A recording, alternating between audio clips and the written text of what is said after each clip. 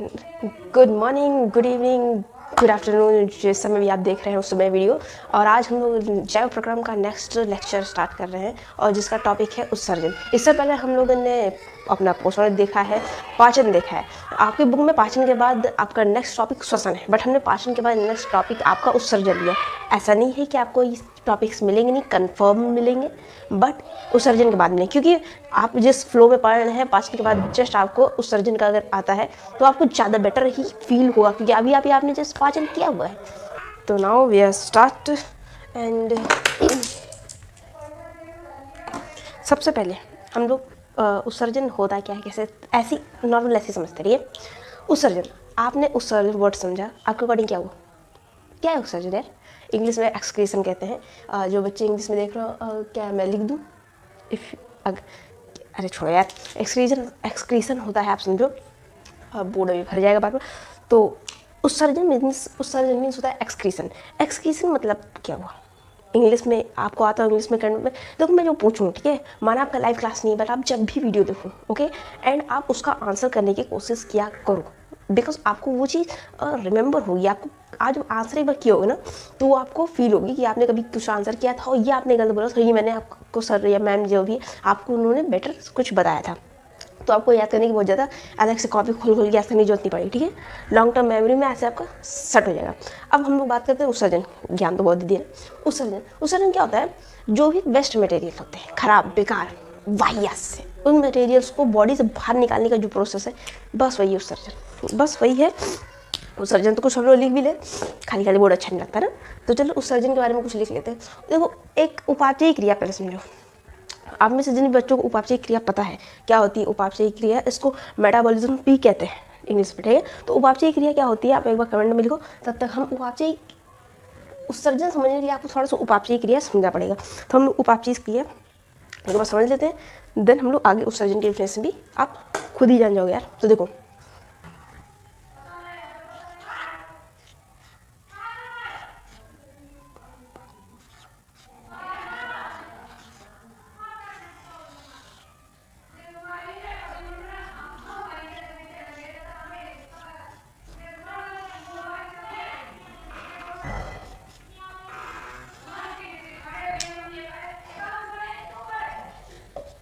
उपापचयी क्रिया metabolism process भी जिसको कहते हैं, या सीधे मेटाबॉलिज्म भी कहते हैं। क्या है? देखो, हमारे शरीर को, बॉडी को, हमारी बॉडी ग्रोथ कर रही है, उसको काम कर रही है, कोई भी काम कर रही है, ग्रोथ कर रही है, चल फिर रही है, बोल रही है, हम आपको पढ़ा रहे हैं, आप पढ़ रहे हैं, इस सब चीज़ के लिए एक एनर्जी की हमको बहुत ज़्यादा जरूरत होती है। ये एनर्जी जो है, जिस प्रोसेस से ये एनर्जी मिलती है, उसे ही हम लोग कहते हैं उपापचयी क्रिया, मेटाबॉलिज्म।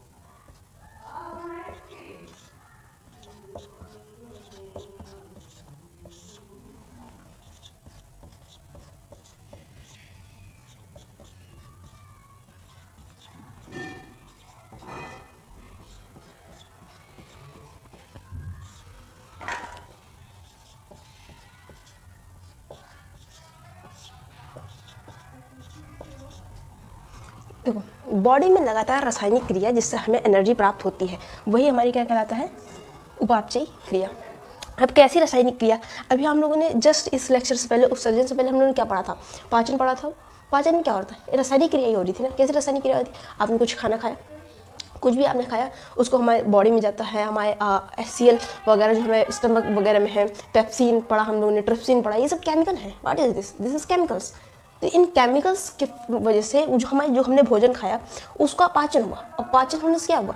हमें एनर्जी मिली ना। हम खाना क्यों खाता है? एनर्जी के लिए खाते हैं। हमारे शरीर में जो सारे केमिकल्स थे, वो केमिकल ने जो भोजन हमने ग्रहण किया, उसका पाचन किया, पाचन करने से हमें एनर्जी दी। तो ये पाचन भी एक तरह का उपापचयी क्रिया है, ठीक है। श्वसन क्या है? जो श्वसन आप इस लेक्चर के बाद पढ़ेंगे, उत्सर्जन के बाद हम श्वसन लेंगे। श्वसन क्या है? श्वसन भी एक उपापचयी क्रिया है, क्योंकि श्वसन में भी बहुत सारे केमिकल्स अभी जैसे आप वाले चैप्टर जो अभी आप श्वसन पढ़ेंगे उसमें उस लेवल पर आपको सारे केमिकल्स नहीं बताएंगे। जब आप बड़े होंगे तो हम आपको बड़ी क्लास में 11th-12th में आ पाएंगे, उसके BA BSc में आप जाते हैं तो भी हम आपकी लेक्चर जो लेंगे। अच्छा, ये आप नहीं सोच रहे कि हम आपको 10th तक ही पढ़ाएंगे या 9th तक ही पढ़ाएंगे। आप सबका प्यार रहेगा तो आपके lectures 9th 10th 11th 12th से BSc MSc PhD सारे क्लास के लेक्चर्स कवर किए जाएंगे, बट ऐसे अभी तुरंत नहीं। जैसे जैसे आपका प्यार बढ़ेगा वैसे वैसे ये लेक्चर्स की और क्लासेस भी बढ़ती जाएंगी और टीचर्स भी आपके बढ़ते जाएंगे।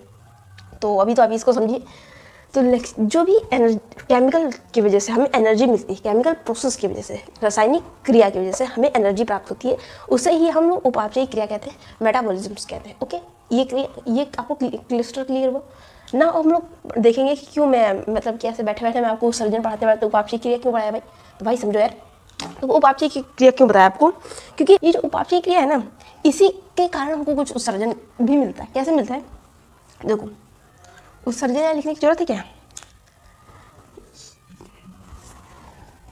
उपापचयी क्रिया के दौरान कुछ विषाक्त जहरीले जिसको पॉइजनस पदार्थ भी बॉडी में फॉर्म हो जाते हैं। इस विषाक्त पदार्थ को बॉडी से बाहर फेंकना, बाहर निकाल देना ही अपना उत्सर्जन। क्या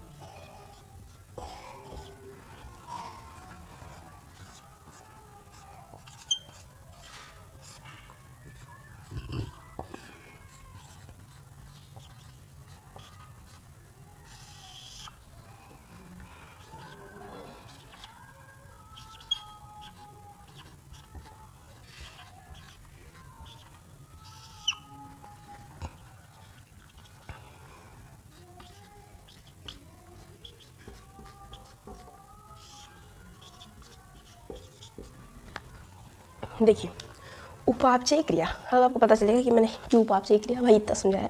उपापचयी क्रिया के द्वारा किसी तरह उपापचयी क्रिया मेटाबॉलिज्म के दौरान मीन्स मेटाबॉलिज्म तो हमारे अच्छे काम के लिए हो रही है, ऐसा थोड़ी ना कि हमारी बॉडी में जहर बनाने के लिए हो रही है, पॉइजन बनाने के लिए नहीं, मतलब गुड कार्य के लिए हो रही है।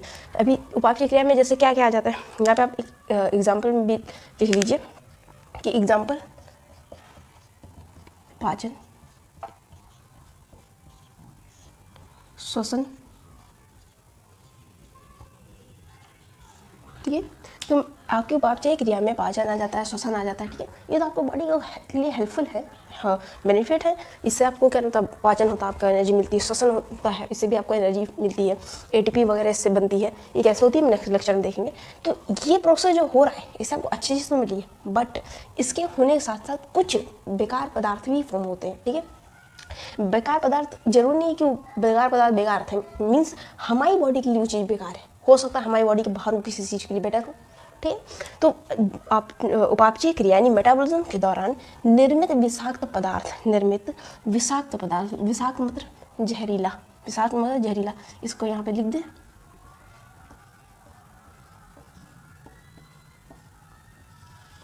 जहरीला, ठीक है। विषाक्त मीन्स होता है जहरीला यानी पॉइजनस। उपापचयी क्रिया के दौरान विषाक्त पदार्थ को बॉडी से बाहर निकालने उत्सर्जन कराता है, बाहर निकालने का जो प्रोसेस है उत्सर्जन है। जैसे अब पाचन, आपने भोजन खाया, ठीक है, आप पानी पीते हैं, फूड लेते हैं, खाते हैं, आप सांस लेते हैं। जब सांस लिया आपने कार्बन डाइऑक्साइड आपने ऑक्सीजन लिया, आपने बाहर क्या छोड़ा, कार्बन डाइऑक्साइड छोड़ा। क्यों छोड़ा, कार्बन डाइऑक्साइड जो बाहर छोड़ना ये एक तरह से ये भी आपको उत्सर्जन में ही आ जाएगा कि आपने कोई चीज़ अंदर से बाहर निकाली, ठीक है।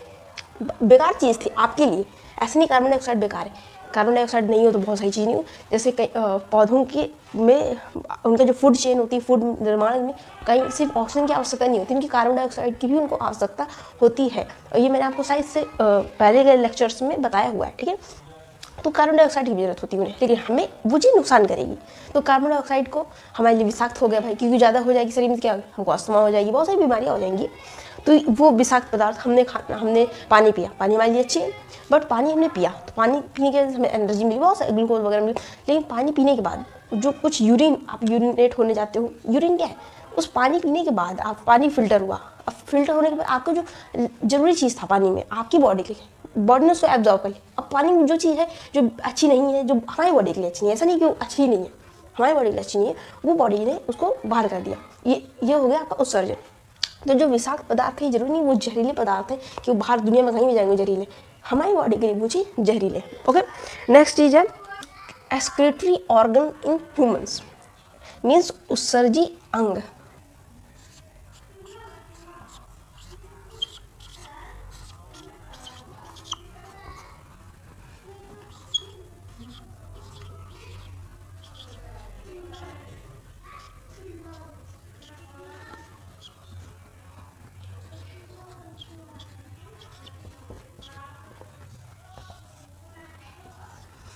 एक्सक्रीटरी ऑर्गन इन ह्यूमन, क्या है एक्सक्रीटरी ऑर्गन ह्यूमन मतलब क्या हुआ भाई? तो भाई उत्सर्जी अंग, हमारे बॉडी के वो कौन कौन से अंग हैं जो एक्सक्रीशन में क्या नाम होता है उत्सर्जन में मदद करते हैं। उत्सर्जन ऐसा थोड़ी ना कि हमारी बॉडी में यूरिन बना कहीं बॉडी में तो क्या ऐसे सही से कहीं से बाहर निकल जाता है, नहीं तो एक उसका स्पेशल फंक्शन पूरा मैकेनिज्म है कि आप यूरिन जो है वो एक जो उसका एक पाथवे है उसी के थ्रू बाहर निकलेगा बॉडी से, ऐसा नहीं कहीं से निकल जाएगा, ठीक है। तो वो एक्सक्रीटरी ऑर्गन कौन कौन से हैं? अपना एनएस है,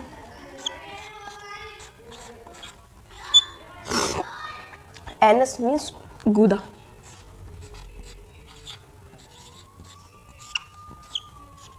ये ठोस अपशिष्ट पदार्थ को बाहर निकालने में हेल्पफुल है।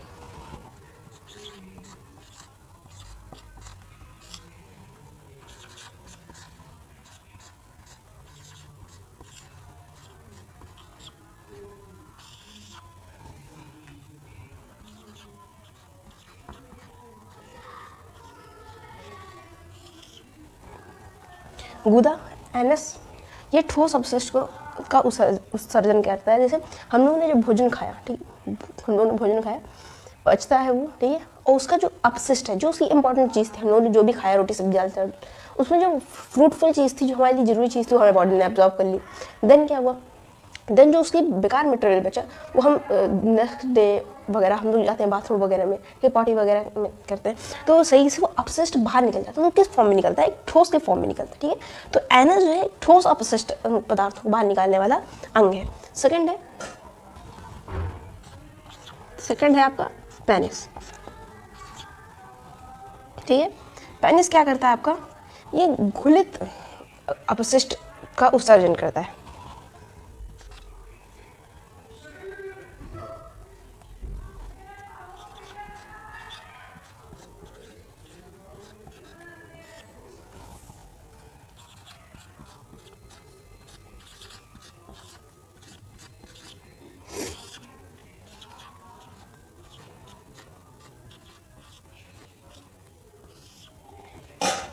पेनिस है, वजाइना है वगैरह, ठीक है, ये वो घुलित अपशिष्ट का उत्सर्जन करता है। जैसे कैसे, मतलब आप वाटर, जैसे मैंने थोड़ी देर पहले बताया कि आप पानी पीते हैं, फिर पानी पिया आपने, जो पानी के इंपॉर्टेंट मिनरल्स वगैरह थे आपकी बॉडी ने एब्जॉर्ब कर लिए।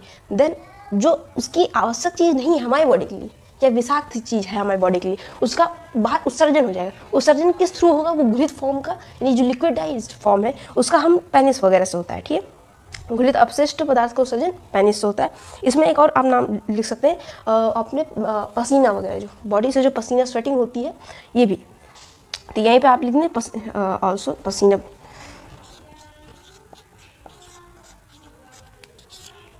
पसीना या पेनिस के दौरान पसीना या पेनिस के द्वारा घुलित अपशिष्ट का उत्सर्जन बॉडी से होता है। देन आपने ठोस अपशिष्ट का उत्सर्जन हो गया, घुलित अपशिष्ट का उत्सर्जन हो गया, ठीक है, लिक्विडाइज्ड जो फॉर्म होगा अपशिष्ट का। अब क्या है, आपकी गैसीय फॉर्म बचा, ठीक है। तो गैसीय फॉर्म का जो उत्सर्जन है वो आपके लंग्स से होता है। किस होता है, लंग्स।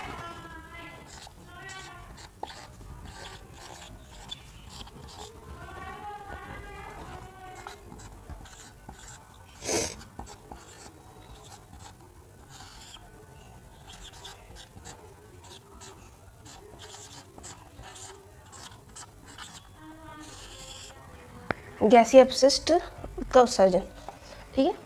यानी गैसीय फॉर्म में जो हमारे लिए बॉडी के लिए हार्मफुल चीज़ें हैं उसका जो उत्सर्जन होता है वो लंग्स के द्वारा होता है। आई होप आपको ये तो समझ में आ गया, ठीक है। छोटी सी चीज़ है, तुम लोग समझदार बच्चे हो यार, ये तो आ गया होगा। अभी मज़ा तो आएगा पढ़ने में जब हम लोग नेफ्रॉन्स पढ़ेंगे। व्हाट इज नेफ्रॉन्स अभी बताते हैं भाई, जल्दी जल्दी क्या तुम लोग को। इधर देखो, तो ये समझ में आ गया, ओके।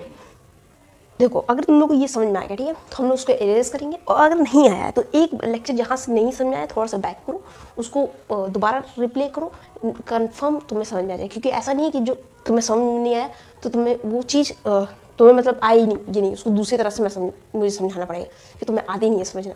जो चीज़ तुम्हें समझ नहीं आई, बंदरो तुम लोगों ने इधर उधर कहीं मुँह घुमा रहे होगे, कभी खाने पीने पर ध्यान लगाते रहते हो, ठीक है। तो उसको बैक करो लेक्चर, दोबारा देखो, कंफर्म समझ में आए, ठीक है। अब हम इसको इरेज करेंगे एंड इरेज करने के बाद हम लोग उसमें नेक्स्ट मतलब कि अपने बोर्ड पे आते हैं, नेक्स्ट बोर्ड के नेक्स्ट स्लाइड पे आते हैं। और नेक्स्ट स्लाइड पे हम लोग देखेंगे हम लोग टाइप्स ऑफ उत्सर्जन, मतलब किस किस टाइप के उत्सर्जन होते हैं। सिर्फ ह्यूमन में नहीं, दो चार जीव जंतुओं को भी देख लेते हैं यार, ठीक है। तो इसका स्क्रीनशॉट ले लो, नोट्स के लिए अपने लिख लो। जो आपका है सेम ऐसा आपने अपनी कॉपी में बोर्ड की लिख दिया तो मेरी गारंटी है भाई कोई भी टीचर्स को कट नहीं करेगा। जितने मार्क्स का नंबर का आपका पेपर था फुल में फुल मार्क्स मिलेंगे, ओके। तो उसका अपना स्क्रीनशॉट ले लो एंड आओ फिर हम लोग अपनी नेक्स्ट स्लाइड पे चलते हैं। तो ना हम लोग फिर से आ गए अपनी नेक्स्ट स्लाइड पे। अब हम लोग देखेंगे टाइप ऑफ एक्सक्रीशन, मतलब किस किस टाइप के एक्सक्रीशन होते हैं। हमने अभी क्या देखा, सबसे पहले हम लोग ने उत्सर्जन क्या होता है देखा। उत्सर्जन क्या होता है देखने के लिए हम लोगों ने पहले उपापचय क्रिया देखी कि व्हाट इज मेटाबॉलिज्म देखने के बाद हमने उसके हेल्प से अपना उत्सर्जन समझ लिया। उत्सर्जन समझने के बाद हमने देख लिया कि ह्यूमन बॉडी में उत्सर्जन के लिए जो स्पेसिफाइज अंग है, स्पेसिफिक ऑर्गन्स हैं कौन कौन से, ये हमने क्लियर देख लिया। अब हम लोग देखेंगे टाइप ऑफ एक्सक्रीशन, यानी थोड़ी बहुत इज्जत हम लोग अन्य जीव जंतुओं को भी देंगे। हर जगह ह्यूमन करते रहते हो नालायकों। इधर देखो टाइप्स ऑफ एक्सक्रीशन देखेंगे कि किस किस टाइप का एक्सक्रीशन होते, मतलब इस एक्सक्रीशन को कहते क्या है। जैसे हम लोग की बॉडी से ह्यूमन वगैरह में यूरिया का एक्सक्रीशन होता है, ठीक है, तो हम लोग को यूरियोटैरिक कहते हैं, ठीक है। तो इसी टाइप से अन्य जीव जंतु में कैसा होता है, ह्यूमन्स का भी देखेंगे। ऐसा नहीं तुम लोग सोचने कह रहे हैं ह्यूमन्स नहीं देखेंगे, अपनी अपनी पड़ी रहती है, जीव जंतुओं को भी देखो यार। तो देखो इधर हम लोग पहले देखते हैं, सबसे पहले टाइप्स ऑफ एक्सक्रीशन में हम लोग अपना नाम देखेंगे अमीनोटेलिज्म। अमीनोटेलिज्म, ध्यान से, अमीनोटेलिज्म। इधर देखो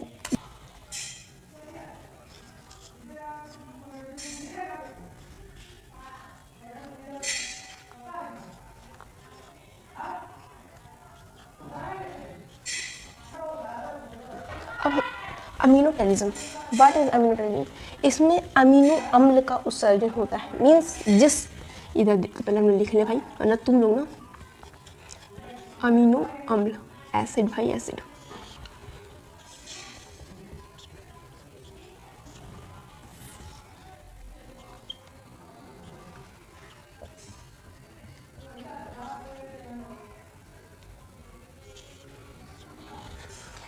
अमीनोटेलिज्म में अमीनो अम्ल उत्सर्जित होता है, यानी ऐसे जीव जंतु जो अमीनो अम्ल का उत्सर्जन करते हैं, यानी वो जब यूरिनेट वगैरह करते हैं या उनके शरीर से जो भी उत्सर्जन होता है, यानी उनके बॉडी से जो बेकार मटेरियल निकलता है वो किस फॉर्म में निकलता है, वो अमीनो अम्ल के फॉर्म में निकलता है। इसलिए इन ऐसे जीवों को अमीनोटेलिज्म्स कहते हैं। अब कौन कौन ऐसे जीव हैं जिनको हम लोग अमीनोटेलिज्म कहते हैं, तो आपका आता है जो आपने देखा भी होगा बारिश के मौसम में एक छोटा सा मतलब क्रिएशन होता है जो जहाँ पे गीली मिट्टी हो या पानी वगैरह वहाँ पे होता है, उसकी बॉडी पे शंख की प्रजाति का ही होता है, उसकी बॉडी पे कवच होता है गोल सा राउंड का, जो कुछ इस टाइप का ऐसे ऐसे उसकी बॉडी पे होता है, ऐसे ऐसे कान किए हुए चलता रहता है। ऐसा कुछ याद है? आ गया तुम लोग का, ये सब ना करो तो बहुत याद आता है। ये है घोंघा, क्या है घोंघा, इसको भी हम लोग कहते हैं अमीनोटेलिज्म। क्या कहते हैं? अमीनोटेलिज्म। इसमें भी अमीनो अम्ल उत्सर्जित होता है। किस किस लिए उत्सर्जित होता है भाई?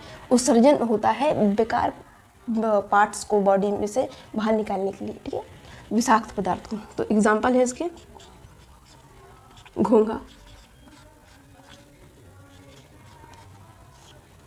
इकाइनोडर्मेट्स, जितने भी इकाइनोडर्मेटा है।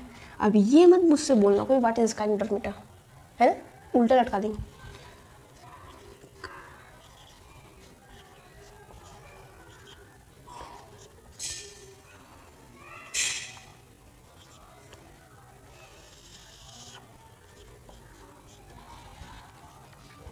घोंघा है, इकाइनोडर्मेट्स जितने भी, उसमें अमीनोटेलिज्म यानी अमीनो अम्ल का उत्सर्जन होता है। क्या होता है? अमीनो अम्ल का उत्सर्जन होता है।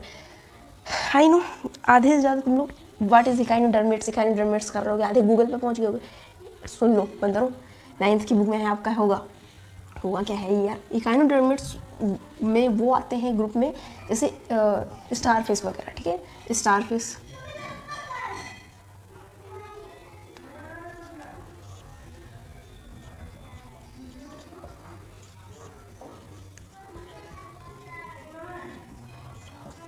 स्टारफिश वगैरह जिस ग्रुप से बिलोंग करती हैं वो उस ग्रुप को हम लोग कहते हैं इकाइनोडर्मेट्स, इकाइनोडर्माटा भी कहते हैं, इकाइनोडर्मेट्स भी कहते हैं, इकाइनोडर्माट, जो भी कहते हैं इकाइनोडर्मेट्स, ठीक है। तो घोंघा, इकाइनोडर्मेट्स, स्टारफिश वगैरह ये सब क्या है? अमीनोटेलिज्म्स। क्या है अमीनोटेलिज्म्स? ये नाम आप लोग को याद करना है, ठीक है। अमीनोटेलिज्म देखो आपकी बुक में अगर देखा जाए NCERT में इतना बहुत डीप में नहीं है कि भाई इसको पढ़ो, और ना ही आपके पेपर में आने वाला है। बट देखो मुझे आपको अपने पहले भी कहा है, जब तक मैं स्पेशल आप लोग को डीप में जाके नहीं पढ़ा लूँ, मुझे एक ऐसे अजीब सा मन होता है कि तुम लोग को जब तक मैं बता ना लूँ मेरे पास जितना है तो कुछ मज़ा नहीं आता, ठीक है। तो इसलिए मैंने बताया, और तुम लोग याद कर लो, फ्यूचर के लिए अच्छा है, क्योंकि 11th 12th में तो आना ही है, जो बायोसाइड मिलेंगे उनको तो कन्फर्म आना है। तो इकाइनोडर्मेट्स, इनमें होता है अमीनोटेलिज्म, इन्हें अमीनोटेलिज्म कहते हैं, ठीक है। देखो जो जीव अमीनो अम्ल का उत्सर्जन करते हैं, ध्यान से, जो जीव जंतु एक अमीनो अम्ल का उत्सर्जन करते हैं उन्हें हम कहते हैं अमीनोटेलिज्म। क्या कहते हैं? अमीनोटेलिज्म। ये टाइप है एक्सक्रीशन का, ठीक है। इसका नेक्स्ट टाइप हम लोग देखेंगे। अब नेक्स्ट टाइप से एक्सक्रीशन कैसा होता है,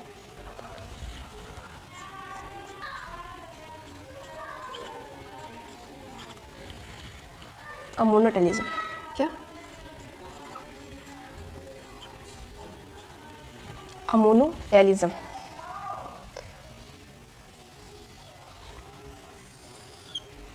अमोनोटेलिज्म, इसमें क्या होता है? अमोनिया का उत्सर्जन होता है। क्या होता है? अमोनिया, नाम से पता चल रहा है अमोनोटेलिज्म, अमोनिया का उत्सर्जन होगा यार।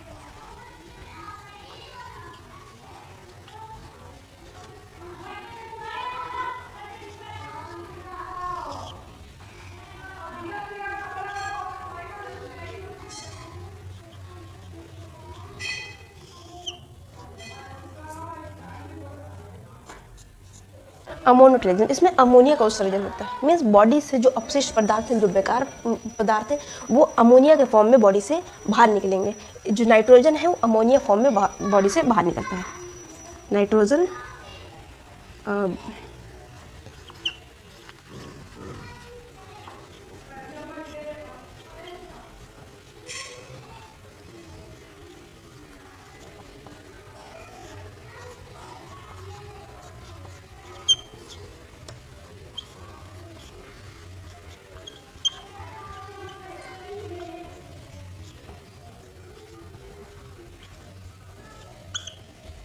क्या है? नाइट्रोजन जो है अपना एन से नाइट्रोजन, पता है ना बंदरों, नाइट्रोजन बॉडी से अमोनिया के फॉर्म में बाहर निकलता है। ये हमारे हो जाते हैं अमोनोटेलिज्म।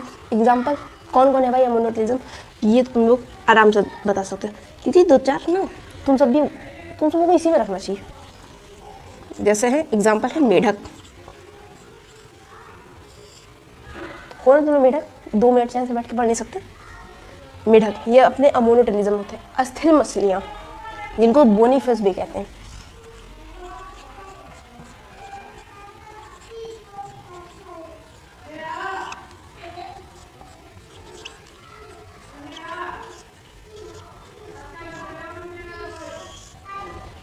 अस्थिर मछलियाँ, मेढक, ये सब जो है अपने अमोनियोटेलिज्म से, यानी इनके शरीर से जो बेकार पदार्थ है वो अमोनिया के फॉर्म में बाहर निकलता है। किस फॉर्म में बाहर निकलता है? अमोनिया के फॉर्म में बाहर निकलता है। ये तो हो गया तुम्हारा अमोनियोटेलिज्म। अब हम लोग देखेंगे, तुम लोग के बारे में बात कर लेते हैं कि तुम लोगों से ऐसे अपच हो रही हो, तुम लोग ऐसे बैठे बैठे कि मेढक आ गए, घोंगे आ गए, स्टार फिश आ गई, मछलियाँ आ गई, तो तुम लोग कैसे नहीं आओगे? ठीक है, तुम लोग ऐसे मतलब अजीब सा होता है ना। देखो तुम लोग के बारे में बता देते हैं। यूरोटेरिज्म,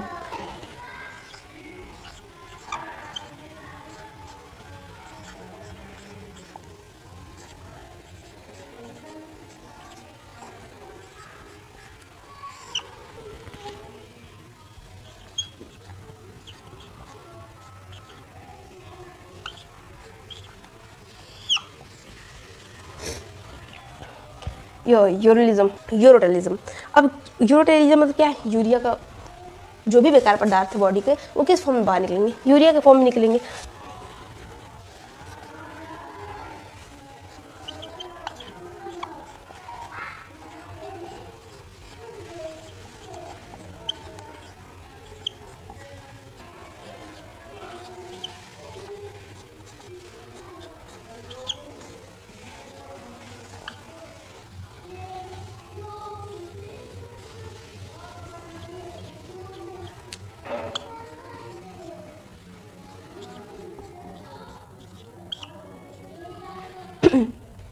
यूरोलिज्म यानी यूरिया उत्सर्जन, जो जीव जंतु बॉडी से बेकार पदार्थों को यूरिया के फॉर्म में बाहर निकालते हैं, यूरोलिज्म के एक्सक्रीशन के अंतर्गत आते हैं। कौन कौन लोग हैं? तुम लोग हो बंदरों, जैसे बंदर मतलब लिया ना, तुम लोग को बता रहा हूँ, मनुष्य,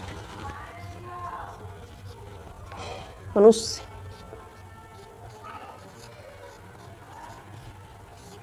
सभी स्तनधारी जितने भी हैं,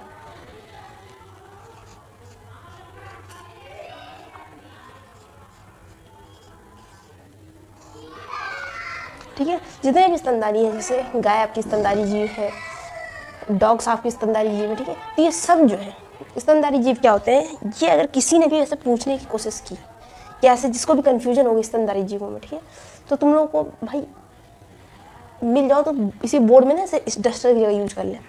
स्तनधारी जीव वो होते हैं जो जीव अपने बच्चों को अपनी संतानों को दुग्ध पान कराते हैं, यानी उनमें दुग्ध ग्रंथि उपस्थित होती है, वो जीव स्तनधारी कहलाते हैं।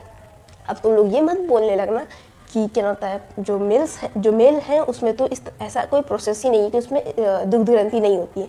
तो उल्लू, पूरा फंक्शन की बात हुई है, मतलब तुम लोग के पूरे ग्रुप्स की बात हुई है। जो मनुष्य है उनकी जो प्रजाति है उनमें के मेल फीमेल किसी बॉडी पार्ट्स में दुग्ध ग्रंथि उपस्थित होती है। तो डॉग्स है, काऊ है, ठीक है, तो इन सब में दुग्ध ग्रंथि उपस्थित होती है। तो ये सब जो है स्तनधारी जीवों में आएंगे। स्तनधारी जीव और मनुष्य, मनुष्य मैंने तुम लोग के लिए लिख दिया, स्तनधारी जीव में मनुष्य भी आता है, ऐसा नहीं तुम लोग मनुष्य को स्तनधारी जीव से अलग कर देना। तो जितने भी मनुष्य हैं, जितने भी स्तनधारी जीव हैं, वो सब जो है यूरोलिज्म है, यानी यूरिया का उत्सर्जन करते हैं। इनकी बॉडी से जो नाइट्रोजन जो है इनकी बॉडी से यूरिया CONH2, तो ये क्या है? यूरिया है, ठीक है। तो यूरिया जो है, ठीक है, वो बॉडी से बाहर निकलता है, ठीक है, नाइट्रोजन बॉडी से यूरिया के फॉर्म में बाहर निकलता है। ये समझना है। एक फॉर्म और है, यहाँ पे जगह थोड़ी थोड़ी नहीं है, तो तुम लोग बोलो तो मैं वही कर दूँ, तो लोग बोलो क्या हम कर ही दे रहे, तुम लोग पढ़ो यार।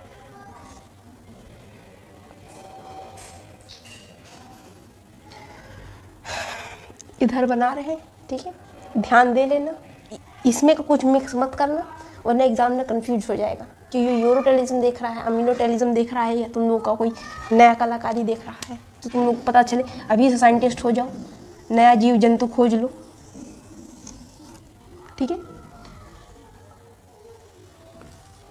इधर देख लो, इसको हम, ये जो नया फॉर्म है इसको कहते हैं यूरिक अम्ल का उत्सर्जन करने वाले यूरिकटेलिज्म, ठीक है, यूरियोटेलिज्म। क्या कहते हैं? यूरियोटेलिज्म। यूरियोलिज्म और यूरोटेलिज्म में कंफ्यूज मत होना।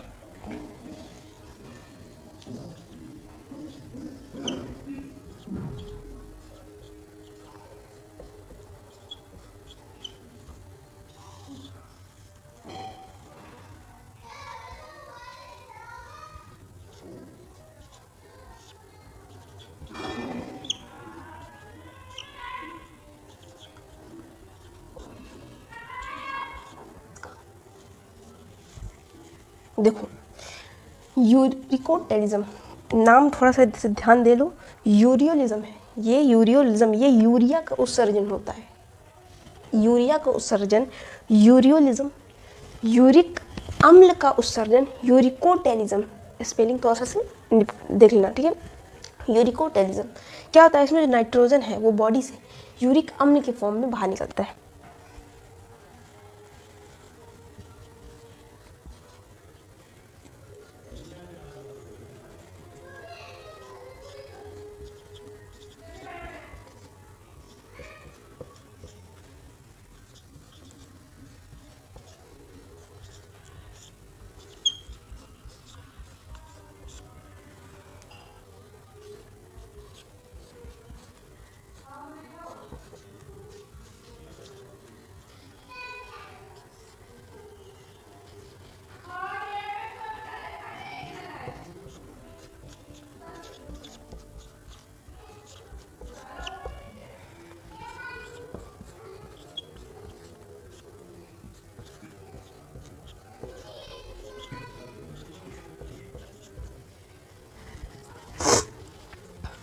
देखो इधर यूरिक अम्ल का उत्सर्जन यूरिकोटेलिज्म, इसमें क्या होता है, नाइट्रोजन को बॉडी से यूरिक अम्ल C5H4N4O3 के फॉर्म में बाहर करते हैं। ये फॉर्मूला यूरिक अम्ल का ही है, ठीक है। ये नहीं तो लोग अलग से कुछ, अगर ये फॉर्मूला नहीं याद रहता है एग्जाम में, नो प्रॉब्लम, सीधा तुम लोग यूरिक अम्ल लिखो, ठीक है।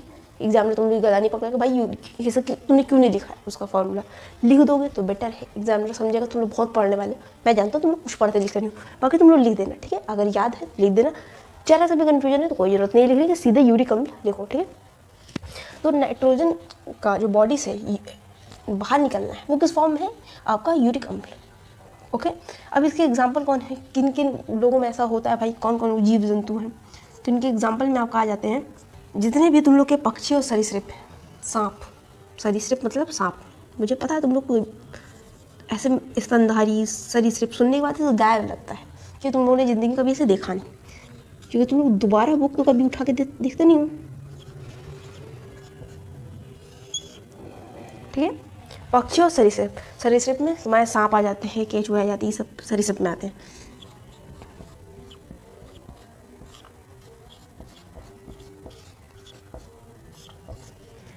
ठीक, यूरिकोटेलिज्म, यूरिक अम्ल का उत्सर्जन होता है, नाइट्रोजन को बॉडी से यूरिक अम्ल के फॉर्म में बाहर निकाला जाता है। कौन कौन लोग हैं जिनमें ऐसा काम होता है, तो भाई पक्षी हैं, जितने भी पक्षी हैं उन सब में आपका यूरिकोटेलिज्म होता है। सरीसृप हैं, जितने भी सांप वगैरह हैं, केंचुए वगैरह, जोक वगैरह, सब आपके सरीसृप, जो सरीसृप मतलब जो रेंगते हैं, तो वो सरीसृप में आप कह जाते हैं, ठीक है। सांप वगैरह ये आपके यूरिकोटेलिज्म होते हैं। हमने आपको कितने प्रकार के टाइप ऑफ एक्सक्रीशन बताए हैं, 1 2 3 4 टाइप है ना, 3, हाँ 4 टाइप के बताए हैं, याद कर लो, वेल एंड गुड। अमीनोटेलिज्म, अमीनो अम्ल का उत्सर्जन करते हैं, ठीक है। नाइट्रोजन को अमीनो अम्ल के फॉर्म में बॉडी से निकालते हैं। कौन कौन है, इसके एग्जाम्पल घोंगा है, इकाइनोडर्मेट्स। व्हाट इज इकाइनोडर्मेट्स, स्टारफिक्स वगैरह जिस ग्रुप में आती हैं वो इकाइनोडर्मेट्स ग्रुप है, ठीक है। अमोनोटेलिज्म, अमोनोटेलिज्म जो अमोनिया का उत्सर्जन कर रहे हैं, नाम से पता चल रहा है, अमोनोटेलिज्म अमोनिया का उत्सर्जन करेगा, नाइट्रोजन बॉडी से अमोनिया NH3 के फॉर्म में बाहर निकलेगा। कौन कौन है इसके एग्जाम्पल, मेढक है, अस्थिल मछलियाँ, अस्थिल मतलब बोनी फिश, ऐसी मछलियाँ जिसमें बोन होती है। अस्थि, उपास्थि आपने पढ़ी होगी, अस्थि यानी हड्डियों कहते हैं, उपास्थि हड्डी से थोड़ी सी कमज़ोर, जो हड्डी जैसी होती है लेकिन वो हड्डी के कंपेयर में थोड़ी सी कमज़ोर होती है, ठीक है। ये आपकी उपास्थि होती है। तो वो मछलियाँ जिनमें अस्थि होती है यानी बोन्स होती हैं, हड्डियाँ होती हैं, उन्हें अस्थिल मछलियाँ कहते हैं। तो मेढक अस्थिल मछलियों में अमोनोटेलिज्म है। फिर है यूरियोलिज्म, यूरियोलिज्म, यूरिको नहीं यूरियोलिज्म, ठीक है। यूरिया का उत्सर्जन होता है, नाइट्रोजन जो है बॉडी से यूरिया CO2 के फॉर्म में बॉडी से बाहर निकल जाता है।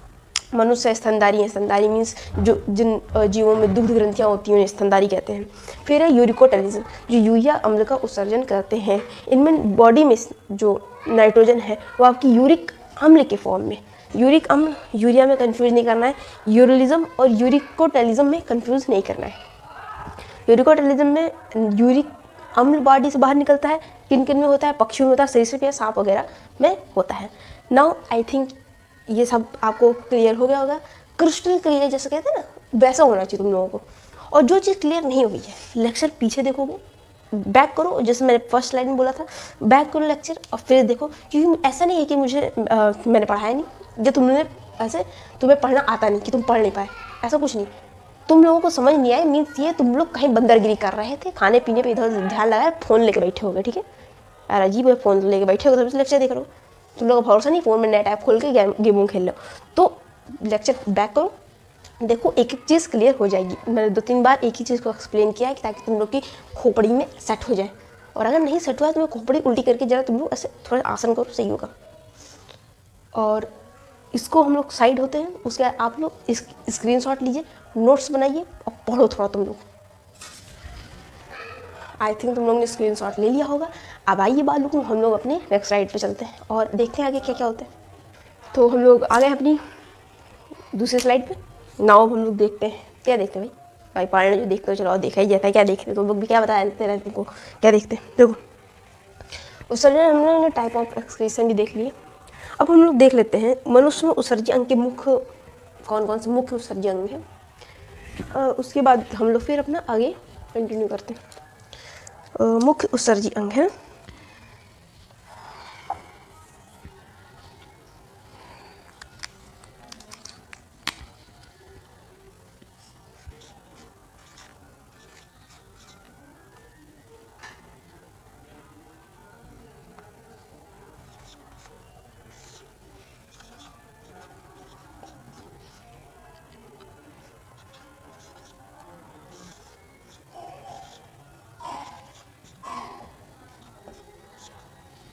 देखो मनुष्य में जो मेन मुख्य इम्पॉर्टेंट उत्सर्जी अंग है वो वृक्क है। वृक्क मतलब किडनी। आधा तो तुम लोगों को इंग्लिश आती है ना हिंदी आती है, कोई नहीं, मेरा भी था, मुझे तो इंग्लिश हिंदी दोनों ही सही से नहीं आती थी। वृक्क मीन्स किडनी।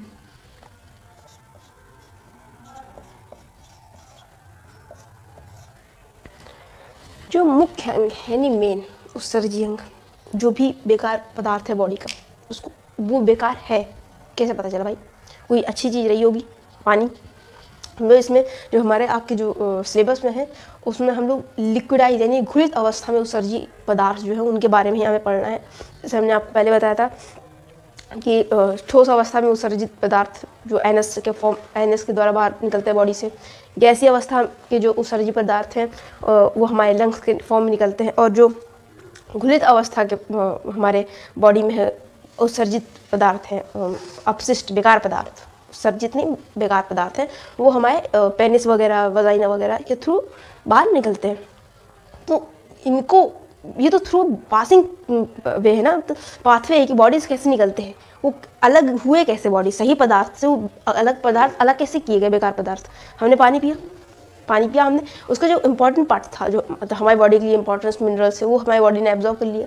अब जो बेकार फॉर्म बचता, बेकार चीज़ जो हमारी बॉडी के लिए विषाक्त है, उसको हमारी बॉडी ने बाहर फेंक दिया और वो हमारे पेनिस वजाइना वगैरह के थ्रू बाहर निकल गए।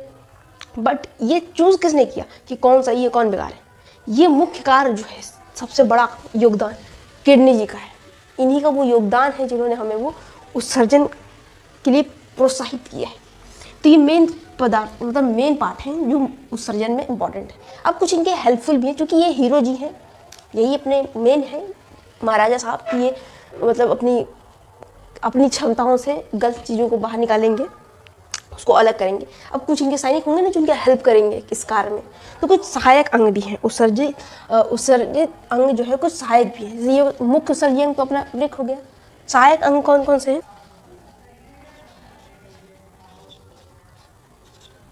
इसको थोड़ा ऊपर नीचे ना,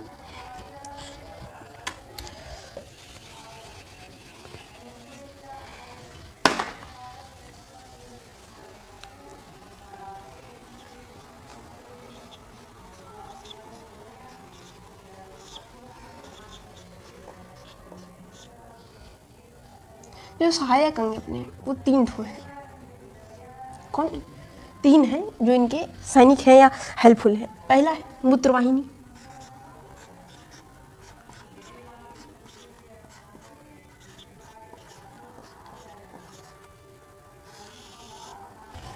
मूत्रवाहिनी सहायक यानी हेल्पफुल है, ठीक है। फिर अपना आता है मूत्राशय। क्या आता है? मूत्राशय।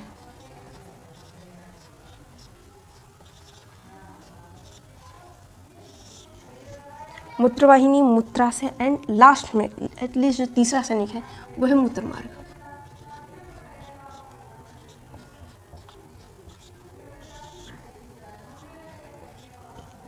मूत्रवाहिनी, इसको हम लोग कहते हैं अपना यूट्रस।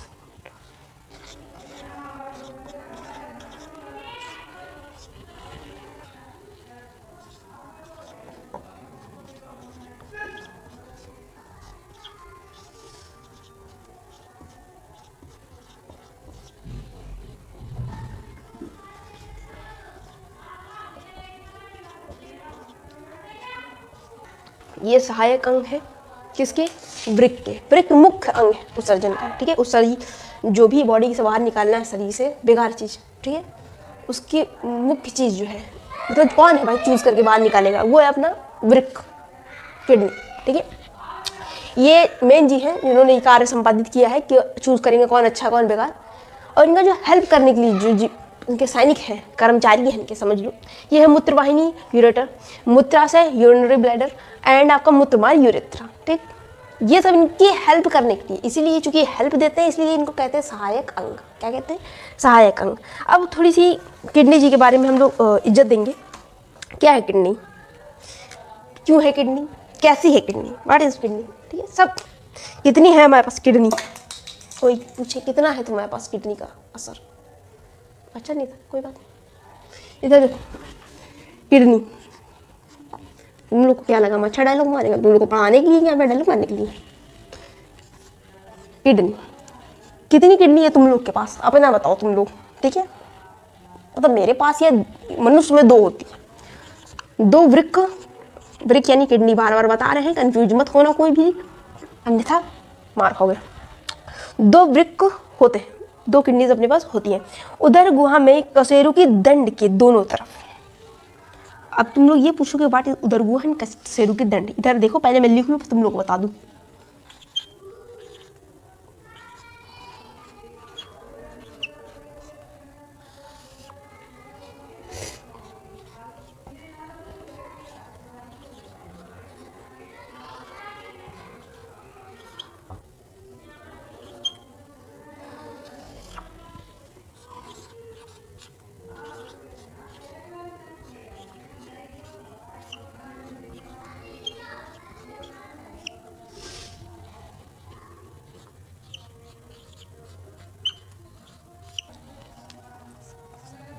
देखो, उदर गुहा में कशेरुक दंड के दोनों तरफ स्थित। क्या मतलब है? उदर गुहा मतलब होता है, उदर मतलब होता है पेट। देखिए, उदर मतलब पेट, गुहा मतलब होता है गुफा, यानी जो आपका पेट का एरिया है ना, ये जो पेट का एरिया है आपके, उस पेट के एरिया में कशेरुक दंड जो है, कशेरुक दंड क्या है? आपकी पीछे रीढ़ की हड्डी जो है, इधर देखो, ये आपकी मान लो एक से रीढ़ की हड्डी है, ठीक है, ये आपका तुम्हारा ऐसे पेट का थोड़ा सा ऐसा फॉर्म है। अब ऊपर नीचे मत देखना है, तुम लोग के पैर हैं, ये खोपड़ी है, ठीक है। इधर देखो, ये तुम्हारा पेट का भाग है, ठीक है। ये जो लाइन है ये कशेरुक दंड है, तुम्हारी रीढ़ की हड्डी पीछे वाली, ठीक है। इसके दोनों तरफ, कशेरुक दंड के दोनों तरफ, इस जगह कहीं पे, इस जगह किडनी यानी वृक्क स्थित होती है, ठीक है। ये 2 डॉट है, वृक्क तुम्हारी स्थित, यानी कि तुम कह सकते हो अपने पेट के पास यहाँ साइड में, जिसको कमर कह सकते हो, वहाँ पे तुम लोग हाथ रखो, तो इस तरफ और इस तरफ, ये तुम्हारा क्या नाम होता है, किडनी होगी। अच्छा, इसके पीछे साइड में होती है, मतलब क्या हुआ, कशेरुक दंड क्यों यूज किया? ये ऐसा भी कह सकता था कि उदर गुहा के साइड में, क्योंकि पेट के आगे भाग में हिस्से में नहीं होती है। जैसे अगर तुम लोग 3D फॉर्म में समझो, ठीक है, तुम लोग ऐसे खड़े हो, देखो इसे, तुम लोग को तो एक तो समझाना ना, ये देखो, मान लो तुम लोग ऐसे खड़े हो, ठीक है, ये 3D फॉर्म की बॉडी है तुम्हारी। अब इस बॉडी में, ये बॉडी तुम्हारी इधर ऐसे, इस बॉडी में ये किडनी इस जगह, दोनों ऐसा नहीं पेट के जस्ट ऐसे, तुम पेट खोलोगे तो पहले तुम किडनी दिखेंगे, नहीं, तुम जब पीठ साइड से खोलोगे ना, यानी अपनी बैक साइड से, तो तुमको किडनी दिखेंगी। थोड़ा सा ऐसे ट्रिकी सा है, थोड़ा समझो कि कशेरुक दंड के पास स्थित होने का मतलब, कशेरुक दंड तुम्हारी कहाँ होती है? आपके बैक में होती है, पीठ में होती है ना। तो जब आप डॉक्टर बन गए, आपने ऑपरेशन करने के लिए पेट को ऐसे कट किया, तुम पेट पूरा खोल दो, तो तुमको किडनी ऐसे नहीं दिखेगी। तुमको किडनी देखने के लिए ना फिर बहुत अंदर डीप तक उसको कट करना पड़ेगा। लेकिन तुम उसको पेशेंट करो, तुम उल्टा लेट जाओ, ठीक है, उल्टा लेट जाए। अब बैक साइड से, उसकी पीठ साइड से कट करेंगे तो तुमको किडनी यानी वृक्क जो है दिखेगी। इसीलिए कहा है कि उदर गुहा में यानी पेट के पास ही में कशेरुक दंड के दोनों तरफ, कशेरुक दंड यानी जो पीछे पीठ में होता है, ये दोनों तरफ स्थित होती है। क्या स्थित होती है भाई? वृक्क, किडनी, हाँ वो डैडी, ऐसे ही समझा करो। दूसरा, ये होती कैसी है? तो तुम लोग राजमा ज़्यादा खाते हो शायद, इसलिए ये राजमा की शेप की होती है। ठीक है, इसका शेप जो होता है राजमा, राजमा देखा है? राजमा या बीन जिसको कहते हैं।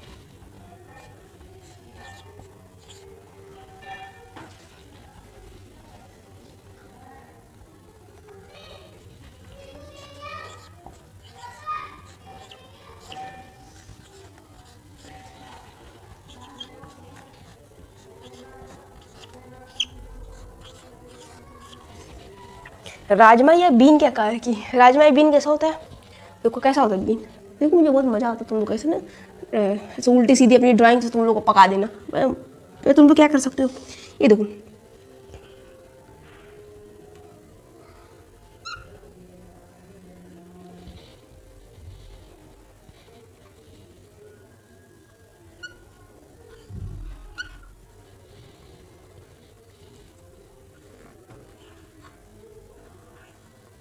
कुछ इस टाइप की।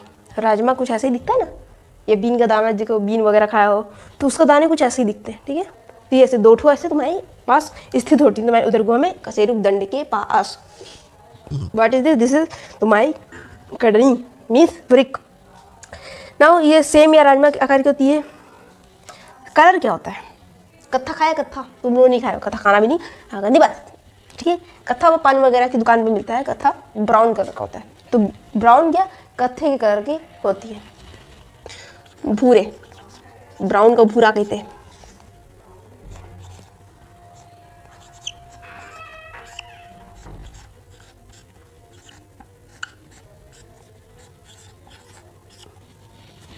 भूरे या कत्थे के रंग की होती है। क्या भाई? किडनी। कलर जो है इसका भूरा, ब्राउन या फिर कत्थे के रंग का होता है। जो मेल है, जो मेल है, मेल मेरे छोटे छोटे जो बॉयज़ हैं, स्टूडेंट्स हैं, वो उनके अंदर की जो किडनी है, जो इनका किडनी का भार है, ठीक है, वो 130 से 160 ग्राम का होता है। 130 से 160 ग्राम का। ओके, जो फीमेल्स है, जो मेल्स है बॉयज़ में 130 से 160 ग्राम की किडनी उनकी होती है। उनकी एक किडनी निकालो, उसको तौलोगे तो कितने का होगा? 130 से 160 ग्राम का। जो फीमेल्स है,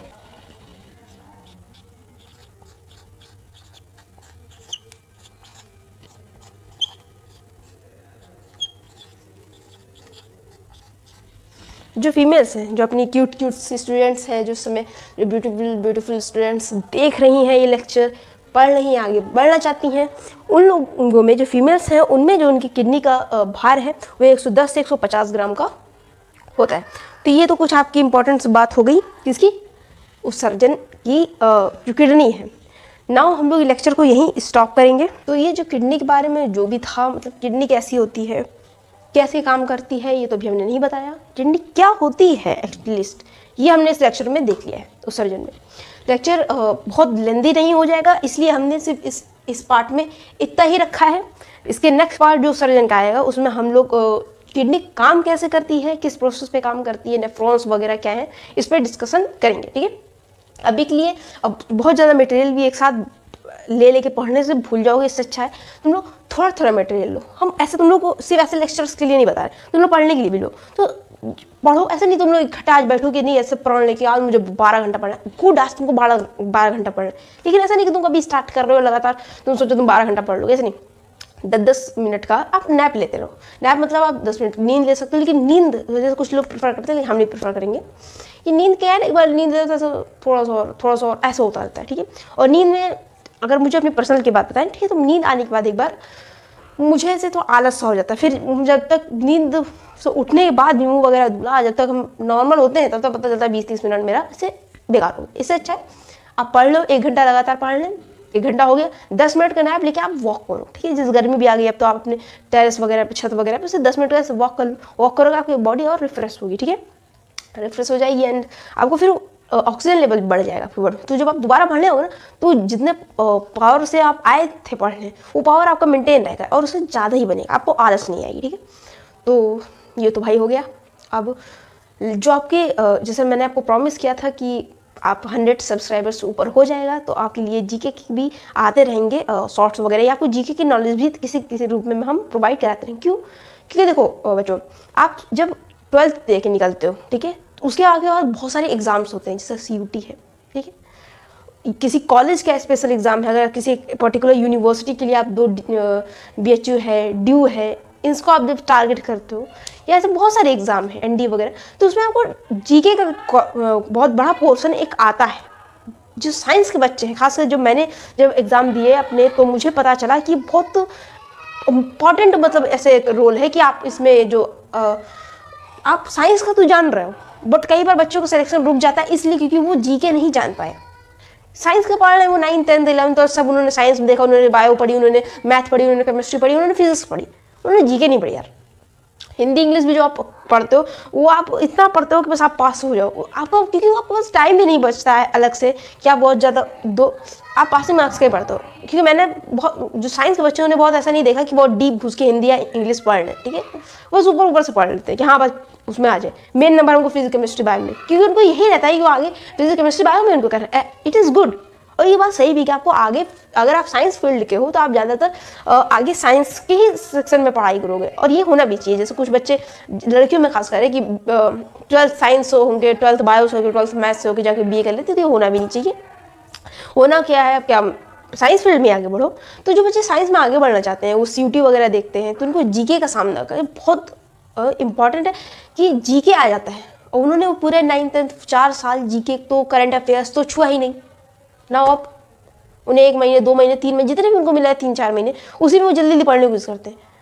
तो या तो उनका ये साइंस का पोर्शन चला जाता है जो उनका मेन है, या तो उनका जीके को ज़्यादा से जीके का पोर्शन चला जाता है। इस सबको मैंने ध्यान में रखते हुए ये किया है कि जैसे आपकी देखो इस संडे आपको क्वेश्चन मिले हैं, ठीक है, आपको एक पोस्ट पे क्वेश्चन गया था कुंभ से रिलेटेड, क्योंकि कुंभ से भी करंट अफेयर्स अब आएंगे, CUT के जो एग्जाम्स होंगे उसमें करंट अफेयर्स आराम से आएंगे, 3-4 साल तो आराम से कुंभ के उसमें खींचेगा। तो या कोई भी एग्जाम हो तो उसमें कुंभ क्या है पूछेगा। तो हमने आज उसके आपको एक पोस्ट डाला, बीच बीच में जब मुझे टाइम मिलता है, जैसे क्योंकि लेक्चर भी देखना, मुझे अपने खुद की पर्सनल भी क्लासेस करनी होती है, मेरे कॉलेज यूनिवर्सिटी वगैरह जाना होता है, ठीक है, तो इसमें बहुत टाइम ऊपर नीचे होता रहता है। और आप तो अभी जानते हो कि आपका सपोर्ट बढ़ेगा तो टीचर्स भी आएंगे, ग्रोथ होगी चैनल की, तो सब चीज़ क्लियर है। लेकिन अभी ना तो हम ऐसे सिर्फ हमें और जो मेरी टीम है थोड़ा एडिटिंग वगैरह के लिए सब अभी हमें ही करना है, बहुत ज़्यादा ऐसे इधर उधर कोई है नहीं, ठीक है, तो ये मुझे करना है, तो थोड़ा सा टाइम कम पड़ जाता है कि बीच बीच में वीडियो जो है करंट अफेयर्स की लाना या जीके की लाना थोड़ा मुश्किल हो जाता है। लेकिन आप सबका प्यार महज़ा बिट्स को 135 सब्सक्राइबर तक लाया है, और ये आपका प्यार है। ये सब्सक्राइबर्स मेरे लिए, जैसे अन्य के लिए लोगों के लिए क्या है सब्सक्राइबर मुझे नहीं पता, मेरे लिए मेरी फैमिली है। क्यों मेरी फैमिली? क्योंकि मुझसे छोटे हैं जो मुझे देख रहे हैं, कुछ मुझसे बड़े हैं जो मुझे देखते हैं, तो ये सब मेरे फैमिली तो है। जो मुझसे छोटे मुझसे सीख रहे हैं, आप सब जो मुझसे पढ़ रहे हो मुझसे सीख रहे हो, क्या है, मुझे यूट्यूब पे कोई पैसा तो मिलता नहीं है ना, अभी मुझे कोई पैसा नहीं मिलता ना यूट्यूब पे, मोनेटाइज वगैरह नहीं है, लेकिन हम आके उसको अपना जितना भी जैसे मैंने आपको अभी पढ़ाते समय भी क्या कि सोचते कि कितना आपको डीप में जाके जानकारी दे दें। क्यों भाई, मुझे सिर्फ मोनेटाइज करना होगा, मैं आके ऐसे पढ़ा कुछ भी जाता, चैनल सब्सक्राइब हो जाता होता ना। लेकिन मुझे फील होता है कि हम अपने से छोटे को, खासकर यूपी बोर्ड में जो बच्चे हैं या CBSE बोर्ड में जो बच्चे गए हैं, उनको हिंदी से लगाव, हिंदी से जुड़ाव उनका ज़्यादा है, वो अपने कॉन्सेप्ट क्लियर बिल्ड करें, वो भारत का नाम उस लेवल पे ले जाए, अपनी फैमिली का नाम उस लेवल पे ले जाए, ठीक है। इसलिए हम बस ऐसे करते हैं, क्योंकि मैम खुद पढ़ाई कर रहा है, हमको क्या जरूरत है ऐसा करने, हम अपनी पढ़ाई करें, मेरा खर्चा तो पेरेंट्स वगैरह दे ही रहे ना, बट मुझे आपके लिए अपने सिर्फ मुझे मोनेटाइज वगैरह के लिए मुझे कुछ नहीं। हम आपको कितने बार कहते हैं कि चैनल सब्सक्राइब करो, मेरा आपने जितने भी वीडियो देखे होंगे शायद ही किसी में आपको सब्सक्राइब के लिए मिल जाए तो मिल जाए वगैरह। हम ऐसा कुछ बहुत ज़्यादा नहीं कहेंगे। हाँ, हम ये कहते हैं कि आपको गिफ्ट देना है तो आप मैथ स्टडी का लिंक भेजो, क्योंकि दूसरे बच्चे भी उससे हमारी फैमिली में जुड़े, आपके साथ पढ़े, आपके दोस्त हैं, आपकी तरह रहे, आपके साथ हैं। जब वो पढ़ेंगे आपके लेवल पे पहुंचेंगे तभी ना। अब आप बन गए SDM, वो बेचारा भी पढ़ा है नीचे, तो आप चाह के मुझसे मिल नहीं सकते ना। तो आपके वो दोस्त, आप SDM हो तो वो भी SDM हो कहीं का, ठीक है। तो ये सब हो आपके साथ रहे, उनका साथ नहीं छूटे दोस्तों। तो मेरे लिए तो आप सब मेरे फैमिली हो, सिर्फ और सिर्फ मेरे फैमिली हो। और मुझसे छोटे हो, जो मुझसे बड़े देखते हैं, वो उनका आशीर्वाद मेरे लिए। सब्सक्राइबर जो बढ़ते हैं, जब भी मुझे सब्सक्राइबर बढ़ते हैं ना, हम ऐसे आंख बंद करके ऐसे सोचते हैं कि किसी स्टूडेंट है, मेरे किसी स्टूडेंट नहीं, किसी छोटे स्टूडेंट, अपने मेरे छोटे भाई बहन स्टूडेंट जो हैं, उनका प्यार आया है मेरे पास एक, या मेरे किसी बड़े जो मुझसे बड़े हैं, जो मेरे इस चैनल देखते हैं, मेरा शॉर्ट्स देख लेते हैं, पोस्ट वगैरह देख लेते हैं, यूट्यूब पे जो, जैसे मुझे बहुत से मेल भी आते हैं कि ना आपका ये देखे थे चैनल, जो इतने दिन से लेक्चर्स नहीं आ रहे थे, इतने भर के मेल आए हैं। टाइम नहीं मिल रहा था, एग्ज़ाम्स वगैरह थे यूनिवर्सिटी के, इसमें नहीं आ पा रहे थे, बट कोशिश रहती है कि आपके लिए बीच में कुछ नहीं मिलता मुझे तो मोटिवेशन का ही पोस्ट डाल देते हैं कि तुम मोटिवेट तो रहो एटलीस्ट, ठीक है। तो उनका आशीर्वाद है, मुझे मिला है। मुझे ऐसा फील होता है जब मेरा कोई भी सब्सक्राइबर बढ़ता है, ठीक है, एक लाइक भी बढ़ता है, तो मुझे लगता है तुम लोगों ने प्यार भेजा है मेरे लिए, ठीक है, एक रिस्पेक्ट भेजी है, मैंने जो पढ़ाया है वो शायद पढ़ाने की कोई मेरी फीस भेजी है, ठीक है। मेरे लिए फीस क्या हो सकती है? यूट्यूब पे तुम लोग जो देख रहे हो, कहाँ से देख रहे हो।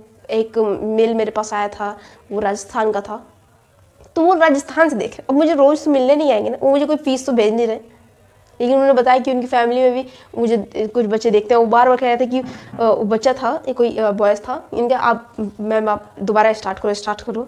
अब यार वेटिंग हमने नाउ हम तो इस क्लास में आ गए, बट मेरे छोटे भाइयों को हमने आपके वीडियो प्रेफर किया है, वो वेट कर रहे हैं आपका, ठीक।